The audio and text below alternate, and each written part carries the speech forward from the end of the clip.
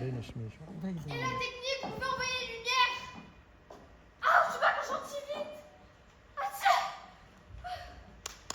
Et Atchoum Ouais, Grincheux. Il y a du monde. Pas beaucoup. J'aime pas le monde, ça prend encore du temps à sortir. On va finir à pas d'heure. Oh, tu me saoules. Tu râles quand il y a du monde et tu râles quand il y en a pas. Faudrait savoir. Tu veux que je te dise, j'aime pas le monde. Je suis sûr que c'est à cause d'eux que je chope toutes ces allergies. Un vrai nid de microbes. Je peux pas dire ça. Le public, c'est notre raison de vivre. On lui doit le respect. C'est ça. Bon, allez, il faut préparer le matériel. Bon, allez, il faut mettre en place le plateau. Allez, Et moi, prof, je fais quoi, prof? Toi, simplement, tu compteras les places, ça te fera de foutage. D'accord, prof.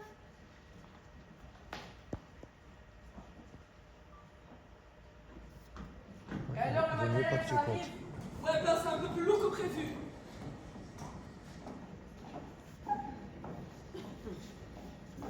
Ah, c'est pas possible. Encore une fois, dormeur sur son lieu de travail. Faut le réveiller. Laisse faire. À la 1, à la 2, à la 3. Oh, mais qu'est-ce qui se passe? C'est la lumière, par pitié. Dormeur, il y a des gens qui nous regardent. Debout. Des gens? Bonjour, là, monsieur. Dormeur, debout. C'est mon quart d'heure obligatoire. Il faut respecter mon horloge biologique. Ah, son horloge biologique. Ouais, bah, pose ou pas, tu gicles. Ton horloge biologique, elle ne paye pas les heures sup. Non, dans la convention. Dehors.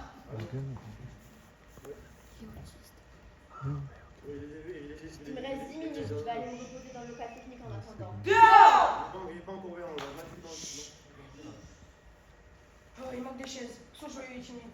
On est là. Et est-ce que vous la connaissez celle-là? C'est l'histoire d'un petit pois qui rentre dans l'ascenseur. On la connaît. Non mais c'est pas celle-là. Si. Vous êtes vraiment pas drôle, hein. Vous êtes que des infirmes.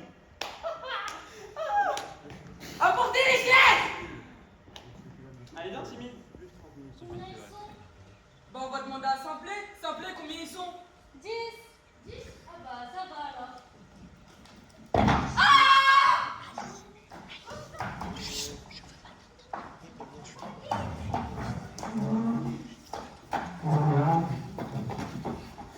Allez, dis bonjour à la dame. Bonjour, madame. Dis bonjour à monsieur. Bonjour, monsieur. Dis bonjour à madame la ministre. La ministre? Ça suffit, vous deux. C'est pas très charitable ce que vous faites. Et ne sois pas ridicule, il faut quand même pas te manger. Bon, les nains, ça suffit. Il nous reste plus beaucoup de temps, j'ai 2 mots à dire au public. 10. Dis quoi? Bah, il y a 10 gens. Soyez gentils, s'il vous plaît, est-ce que vous pouvez l'amener avec vous? Merci. Bonjour, bonsoir à tous. Vous savez, vous êtes des petits vénards, hein, parce qu'il y a des centaines de personnes qui rêveraient d'être ici, à votre place. Mais attention, vous faites aussi partie du spectacle. Donc, je vais vous demander un peu de discipline. Quand je vous demande d'applaudir, vous applaudissez. Quand je vous demande de rire, vous rirez. Vous riez, pardon. Et donc, qu'est-ce que je voulais vous dire? Bah, tout simplement, vous êtes des chanceux. Hein. On est dans une émission qui est en direct avec des millions de téléspectateurs, d'accord? Donc je veux de l'ambiance.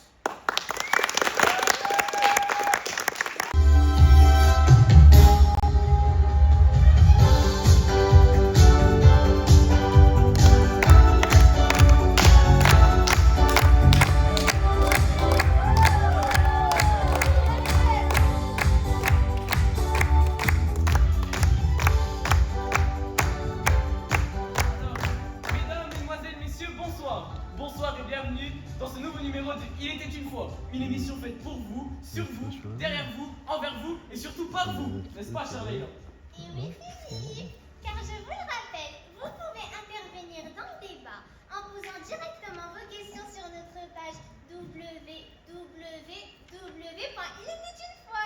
Le public présent dans la salle peut aussi intervenir à condition que sa tête passe bien à la télé. Et ce soir, cher public, le thème que nous allons aborder n'aura jamais mieux collé au titre de cette émission. En effet, nous recevons ce soir les plus grands auteurs de contes pour enfants qu'il n'y eut jamais eu. Et, je dirais à tout seigneur, tout honneur. Je vous demande donc d'accueillir, sous un tonnerre d'applaudissements, Monsieur Charles Perrault. Bonsoir, monsieur Conchard. Appelez-moi Philippe, je vous en prie. Il est vrai que vous n'avez pas. Ah, malheureusement, mon frère est malade. Il n'a pas pu venir. Bon, bah, c'est dommage. Excusez-moi. Je vous en prie, installez-vous. J'adore les chaussures. Bonsoir, monsieur Bouchard. Appelez-moi Philippe, vous en prie. Ah, rien goûte. Vous n'avez fait pas un nom facile.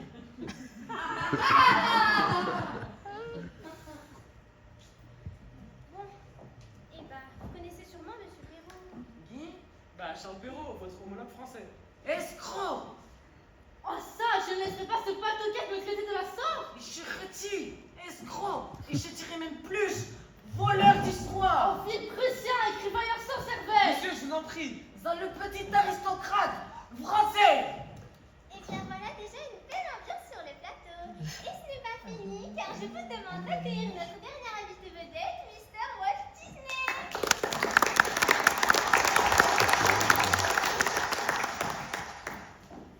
Tenaille, monsieur Tronchard. Philippe, Kalim, Philippe. Tronchard, so French. Non, là, c'est bon, hé, juste dégage. Allez, vite, allez, c'est bon. Je vous en prie, asseyez-vous. Je vois que vous connaissez. Oui, je suis très reconnaissante envers messieurs Disney. Moi aussi, je le suis. Bien sûr, il a fait reconnaître vos œuvres plus que tout autre. Oui, c'est cela, oui. Il a fait de ma Cendrillon une version charmante et très enlevée. Ma Cendrillon, cette poupée de chiffon est incapable d'inventer une histoire pour endormir une huître. Aïe, aïe. Espèce de barbare, méprisable quadrupède. Messieurs, je vous en prie, je vous rappelle que c'est une émission familiale. Nous sommes quand même sponsorisés par une marque de couche-culotte. Shut up. What is the problem, boys? Ils se disputent Cendrillon. Ha! My Cinderella, $50 million vous pas discuter. Look. Non, c'est bon, ça suffit.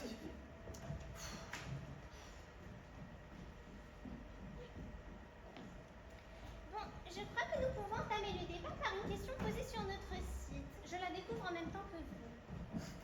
Philippe, pourquoi as-tu honte de ton prénom? Signé ta mère. Mais moi, c'est faux. En plus, je t'interdis de commencer. Mais, Doucement, l'air Tronchard. mais m'appelez plus Tronchard, asseyez-vous. Oh, bon, prochaine question, s'il vous plaît, Internet. Alors, pouvez-vous représenter les différents stéréotypes des personnages présents dans vos contes pour enfants? Merci. C'est signé Madame Potin, professeure de français au collège de la Providence publique. Ça, c'est de la question. Bon, qui veut répondre? 150 € au premier qui répond. Eh bien, je situe l'action plutôt dans un royaume avec un roi. Sa première épouse est plutôt belle et gentille, mais très maladive. Elle meurt en mettant au monde Pluton, un enfant qui deviendra le centre de l'histoire. Puis il se remarie plutôt avec une sorcière qui essaierait de tuer l'enfant, mais plutôt sans succès.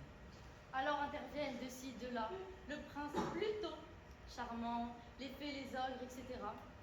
Tout cela se termine plutôt, en général, par la phrase Ils se marièrent et eurent beaucoup d'enfants. Plein.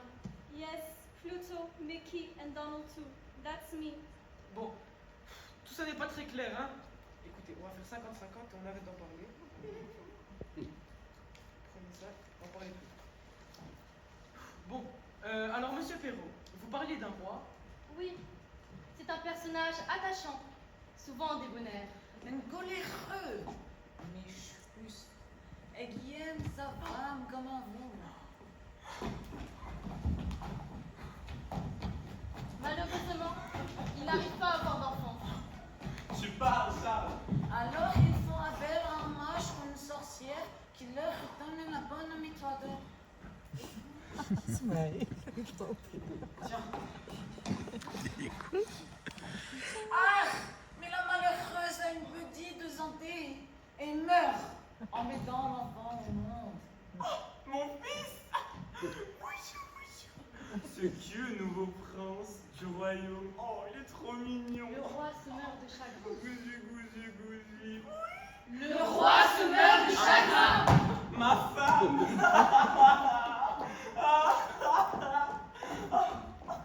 Grâce. C'est bon maintenant. J'étais bien là. Oui, oui, allez, oust.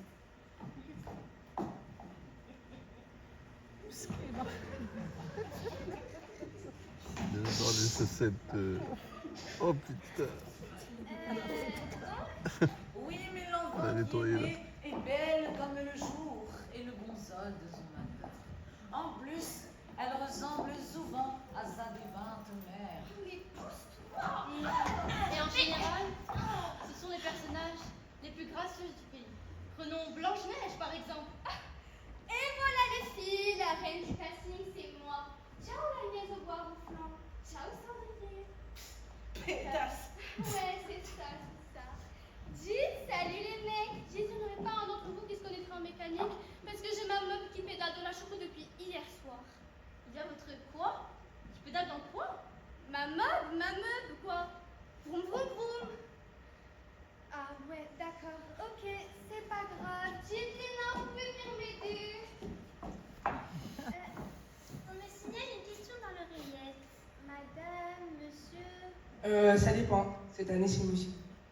Et ben voilà, je me présente, Lankou, ce qui se fait de mieux dans la mort, personnage de conte breton. C'est une question pour Monsieur Disney. Ah, mon cher Walt, question pour vous. Alors voilà, que faut-il faire pour participer à un de vos films? Vous avez entendu la question, mon cher Walt. Que va faire monsieur Lankou afin d'être engagé par votre compagnie? Well, can you tap dance, boy? Ah, Monsieur Disney vous demande si vous savez faire des claquettes, monsieur. Ah, ça, non. Ah, désolé, mais Sorry, but... Mais je sais imiter le canard. Je peux marcher sur les mains, risquer le beau temps, faire les fronts, et j'ai une charrette. Je connais toutes les chansons de Chantal Navo. Oui, merci, mais nous n'avons plus beaucoup de temps et nos spectateurs attendent. Au revoir. On est toujours là? C'est alors qu'apparaît la seconde femme du roi. Aïe, c'est une femme belle et cruelle. Le plus souvent, c'est une sorcière et elle se montre très méchante envers l'enfant. Blanche-Neige! Me voilà, et oui, me voilà. N'est pas une façon de répondre. Avez-vous appris vos cours aujourd'hui? Bah, c'est que j'ai ma meuf qui pédale dans la choucroute depuis tout à l'heure et je voulais réparer ça avant ce soir parce que je vais en boîte avec les nains. En boîte avec les nains? Certainement pas. Vous resterez enfermé dans votre chambre jusqu'à ce que vous sachiez votre cours sur les sciences économiques par cœur.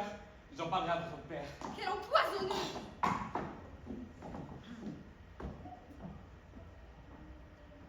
Les nains, ça vous dirait d'aller en boîte ce soir? et c'est maintenant qu'intervient le... Ah, on signale une nouvelle question dans la salle. Oui, monsieur? Je me présente, Jules-Édouard Duplancher. Je suis prince charmant première année. J'aimerais savoir si on doit embrasser obligatoirement la fille, enfin la princesse, sur la bouche pour la réveiller. Oh, ce n'est pas obligatoire, mais disons plutôt recommandé. Ah, je vous assure, jeune homme, que c'est très agréable. Mais on ne peut pas juste la secouer ou lui donner des baffes ou ouvrir la radio à fond, je sais pas moi. Mais ce n'est pas du tout romantique, ça. Peut-être, mais c'est plus hygiénique et ça fait gagner du temps. Et le temps, c'est de l'argent. Mais pourquoi de l'argent? Money? Where? Parce que maintenant, pour une princesse réveillée, tu touches une prime. Et si tu te débrouilles bien, en 3 ans, tu deviens chef de secteur avec frais de route et le restaurant remboursé. C'est incroyable. C'est stupéfiant. Fantastic. Can you tap dance, boy? Of course, boss. Tout ce que vous voulez. Je peux même faire le gros canard à l'Euro Disney si vous voulez. Eh bien, monsieur, vous pourrez laisser votre CV. Ah, ça fait du bien de voir des jeunes qui en veulent. N'est-ce pas, mon cher Walt? Bon, à présent, revenons à Blanche-Neige. Quelle saleté ce carburateur! Enfin bon, c'est réparé. Et quand je pense à ma belle-mère en boîte avec les nains, de toute façon, je m'en fiche. Il commence à tous ressembler à des schtroumpfs. Ah les filles! Vous avez vu le mec? Hé mec, c'est moi. Tiens, regarde ça. iPhone 18, dernière génération, 3 caméras. Je le fais à 50 si tu veux, avec chargeur. Madame. Eh oh la blonde! T'es qui? Moi c'est Blanche-Neige. Ah, trop cool. Bah moi, c'est Sopra Machin. Tu dors pas? Eh ben non, ma meuf m'a pris toute ma journée, donc bon. Ah, c'est dommage que tu dors pas. Je te renvoie sur la bouche tranquille. Ah bah justement, est-ce que je commençais à m'endormir? Ah non, laisse tomber. Bon, allez, maintenant, on va se marier et avoir beaucoup d'enfants. Hein? Quoi? Et combien? Je sais pas, moi, 7, 8. Quoi? Non, 2 maximum. 5. 3 et demi. Allez, tape là, ma princesse. Maintenant, tu montes à moi. Quelle belle fin, n'est-ce pas, Philippe? Bien sûr. Et grâce à vous, messieurs, je pense que la morale triomphe une fois de plus. Je pense qu'on peut s'applaudir chaleureusement. Les compteurs au poteau, étripés, les sadiques, les compteurs au poteau, étripés, les sadiques, les compteurs au poteau, étripés, les sadiques. Le PCR communiste. Ah, malheur, le petit chaperon rouge. Camarades spectateurs, une fois de plus, nous sommes laissés faire ridiculiser par cette émission. Ils se sont encore mis plein les poches sur notre dos, et celui des enfants effrayés la nuit avant de se coucher. Pour ma part, si ma grand-mère avait eu les moyens de se payer un congélateur, rien de ce qui vous avait été raconté serait arrivé. C'est pourquoi mes camarades et moi exigeons que soient prises en compte les revendications suivantes. Augmentation de l'allocation aide ménagère à domicile pour les mères grands. Ouais! Soutien psychologique aux belles-mères. Ouais! Une prime de risque pour les premières épouses. Ouais! Pas d'horaire imposé pour quitter le bal. Ouais! Communiquer aux nains le centre antipoison le plus proche. Ouais! Équiper le petit poussé d'un GPS. Ouais! Un seul mot d'ordre. Compteur, ne comptez plus sur nous. La pantoufle en verre, la pantoufle en verre. Quelle invention, cette pantoufle en verre! Vous savez combien de personnes ont mis leurs pieds dans cette chaussure avant qu'on me retrouve? Dis-moi, monsieur, combien? 10 000.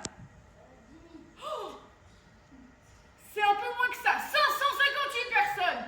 Qui ici a envie de mettre son pied dans une chaussure où 558 personnes ont mis leurs pieds? Dites-moi, personne. Quelle hygiène! Gros dégueulasse, va. Et t'étais dans quelle fac, toi? Je rigole. Moi, j'ai pas les moyens de payer les études. Je suis débrouillé, quoi. Et d'ailleurs, je peux pas la rentrer. Mon mari à moi, c'est l'ogre. Et ben croyez-moi, c'est de plus en plus difficile ces derniers temps. Les enfants sont trop nourris. Les McDo, les sodas, les sucreries. Son taux de cholestérol est monté du simple au double. Mais bon, un ogre, c'est un ogre. Ça a toujours faim. Ne dit-on pas une faim d'ogre? Si! C'est vrai. Et ben voilà, faut qu'il mange. Mais avec son cholestérol, c'est moins de chair fraîche et plus de légumes. Et essayez donc de faire manger des légumes à un ogre. Personne m'en parle de ça. Et moi alors, j'étais là, allongée tranquille, pendant je ne sais pas combien de temps, un petit roupillon après m'être piqué le doigt, ce qu'on m'a dit. De toute façon, je me rappelle plus de rien, amnésie totale. Mais la piqûre, moi, je tenais absolument rien, je cramais d'œuf. Et soudain, une odeur de nom épouvantable m'envahit la bouche. Et qui au bout de l'odeur d'oignon? Le prince, le charmant. Et ben laissez-moi vous dire qu'arrivé comme ça, je ne serai la personne. Bon, écoutez, vous n'avez pas le droit d'être là. On a tous les droits! Écoutez, vous continuez comme ça, je vais finir par appeler les nains. Allô les gars, personne n'aurait vu le secret en chat? Il Ils est- veulent me chourer, ma meuf. Il est parti par là. Super, merci, c'est super sympa. Bon, je le répète, écoutez, vous continuez comme ça, j'appelle les nains. Les nains collabos! Les nains collabos! Les nains collabos! Les nains collabos! Philippe, Maman? Philippe, oui, c'est ta mère au téléphone. Ton père et moi avons eu une longue discussion. On te déshérite. Tu n'as qu'à te trouver un autre nom. Tu déshonores ta famille. Les tronchards n'ont rien à voir avec ces guignols. Adieu. Mais maman, mais pourquoi? Les nains collabos! Les nains collabos! Les nains collabos! Les nains collabos! Les nains collabos! Les nains collabos! Bien sûr, surtout à la semaine prochaine! Les nains collabos! Les nains collabos! Les nains collabos!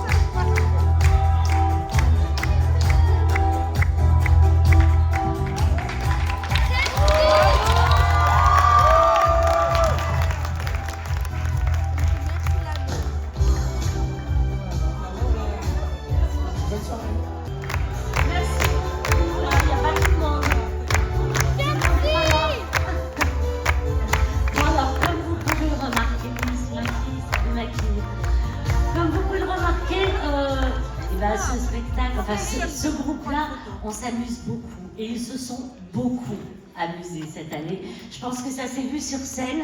Et j'espère vous retrouver l'année prochaine, mes chéris. Bravo, bravo à vous. Et merci d'avoir été avec nous ce soir. Merci.